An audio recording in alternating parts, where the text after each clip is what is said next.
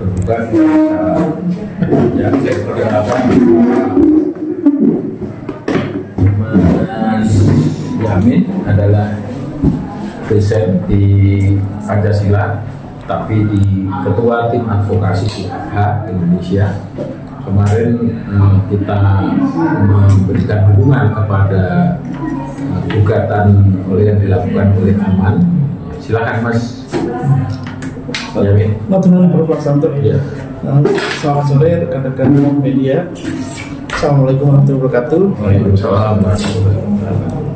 Kemarin kami mendapat arahan dari sesepuh di Asosiasi Pengajar Hukum Adat untuk menanggapi kasus yang diajukan oleh Aman melalui tim pembelanya PP-MAN dalam register perkara nomor 542/G/TF/2023 PT Tun Jakarta. Para pihaknya Aman beserta pihak kepentingannya, dan yang tergugatnya adalah DPR RI, Dewan Perwakilan Rakyat Republik Indonesia, dan Presiden Republik Indonesia. Kalau dibaca di struktur gugatannya itu, yang menjadi dasar gugatannya adalah sudah berkali-kali rancangan undang-undang masyarakat adat itu masuk dalam prolegnas. Di awal-awal satu paket dengan undang-undang pertanahan dan undang-undang desa, tapi yang goal undang-undang desa. Mungkin karena ada APBN yang bisa dicairkan di sana ya. Akhirnya lewat, tertinggal undang-undang masyarakat hukum adat. Di periode berikutnya masuk lagi prolegnas, tapi terkesan dibarter dengan undang-undang perkelapa sawitan. Agak aneh juga, udah ada undang-undang perkebunan, ada undang-undang kelapa sawit yang terlalu kecil, padahal cukup dengan SK Dirjen Pertanian, kenapa harus di dalam undang-undang? Akhirnya lewat juga itu sampai sekarang, sehingga akhirnya teman-teman di Aman itu yang day to day mereka mendampingi masyarakat dalam mencari keadilan yang ruang hidupnya mungkin diambil, yang mungkin sering dengar juga kasus misalnya masyarakat adat mendiami secara turun-temurun di satu kawasan, tiba-tiba dijadikan kawasan hutan lindung, tidak ada aktivitas warga, mereka terempas dari ruang hidupnya, lalu oleh aparat setempat dari kawasan hutan lindung diganti jadi hutan produksi. Nah ini akhirnya mereka berubah mata pencariannya dan tercabut ruang hidupnya itu. Nah kami di Asosiasi Pengajar Hukum Adat juga terpanggil, ya, teman-teman yang sebagai di lapangan dan kami para akademisi juga ikut peduli untuk memberi dukungan dan mengambil posisi sebagai sahabat pengadilan dan memberikan amicus curiae kepada teman-teman Aman yang melalui tim PP-MAN itu dalam gugatan 542/G/TF/2023 PT Petun CKT gitu ya. Kurang lebihnya begitu, dan sebagai wujud dukungan juga sebagai akademisi juga kami siap sebenarnya mengendorse kembali melalui naskah akademik ya. Kalau secara konstitusional sudah jelas di kekuasaan membentuk undang-undang kan ada di DPR bersama Presiden ya, pasal 20 Undang-Undang 45 dan pasal 5. Nah sebenarnya di antara mereka itu harus kolaborasi. Kalau Presidennya juga bisa secara sepihak mengeluarkan Perpu kalau memang political will-nya baik ya, nanti dalam sidang berikutnya tinggal DPR menilai apakah Perpunya itu bisa diterima jadi undang-undang. Tapi kelihatannya kedua-duanya abai, makanya Aman menggugat dan kami mendukung, memberi sebagai posisi sebagai sahabat pengadilan gitu ya, dan sebagai wujud dukungan terhadap para pencari keadilan. Kurang lebihnya begitu ya, Bro. Baik, ada pertanyaan dari teman-teman? Gugatannya itu mulai kapan Pak?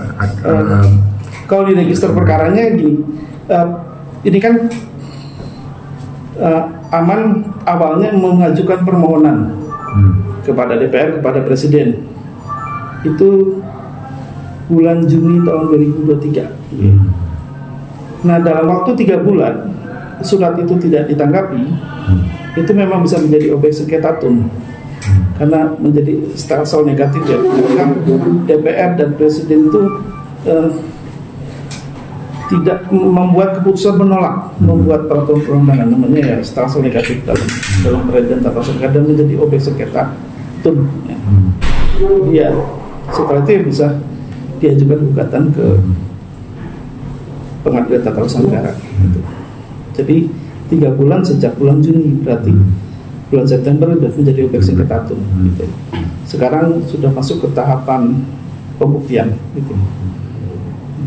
Dan amicus curiae ini semoga dipertimbangkan oleh Yang Mulia Majelis Hakim dalam memeriksa dan mengadili perkara Akwo supaya bisa dipertimbangkan karena memang masyarakat adat kita itu hari ke hari makin tergerus ruang hidupnya, ekologinya juga gitu.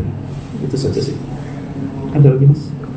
Nah, ini kan akan berpindah kekuasaan nih ya, pemerintah. Nah, harapannya ke pemerintah yang baru terkait gugatan ini kan ke pemerintah juga ya, selain DPR ke pemerintah. DPR-nya juga baru kan nanti. Nah, itu kan karena dia lembaga ya, lembaga negara, dan itu tetap presupus untuk seterusnya siapapun yang menjabat dia mengemban tugas itu untuk menjalankan tugas-tugas legislasinya itu. Siapapun nanti konfigurasi DPR terbentuk di Oktober nanti dan Presiden dilantik, tetap harus memperhatikan, mematuhi putusan petun tersebut. Mas, kalau amicus curiae ini di dalam bentuknya menghadirkan ahli di persidangan atau hanya memberikan pendapat dalam bentuk kayak kajian kayak gitu atau apa gitu?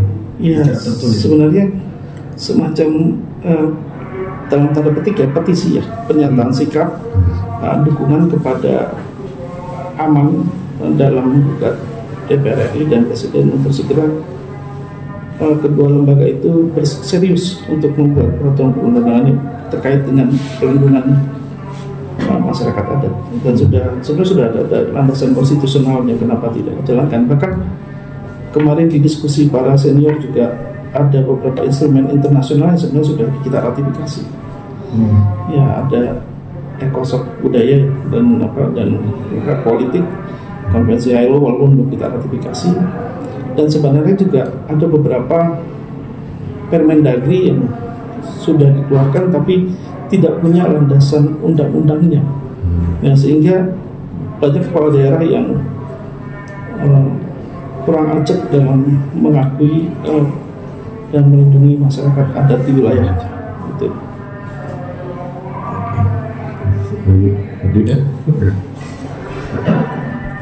Cukup Pak. Oke, terima kasih teman-teman. Thank you Mas.